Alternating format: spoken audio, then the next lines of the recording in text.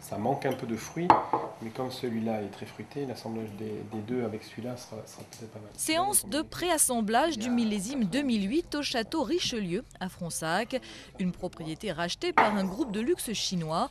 L'œnologue qui travaille ici s'est lancé un vrai défi, adapter les grands crus de Bordeaux au goût et à la gastronomie chinoise, aux saveurs aigres-douces. Un défi d'autant plus difficile à relever que les Chinois qui boivent du vin sont des gens aisés qui ont éduqué leur palais avec des crus classés. Ils ont une idée du vin français et du vin bordelais en particulier très précise, c'est-à-dire qu'ils aiment les vins avec des tanins fins, élégants, mûrs, mais pas trop mûrs, et du boisé. Et en fait, c'est l'équilibre entre les deux qu'ils recherchent et qui est nécessaire pour eux à produire un vin de très grande qualité. Sous-entendu, ils n'apprécient guère le vin actuellement à la mode dans le Bordelais, un vin surmûri avec un fort degré d'alcool. À Château-Richelieu, la vendange a au contraire été anticipée pour obtenir des notes plus fraîches de fruits rouges.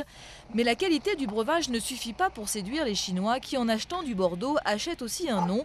Ce n'est pas un hasard s'ils ont choisi de racheter ce château. En fait, ce château est acheté par Cardinal Richelieu en 1632.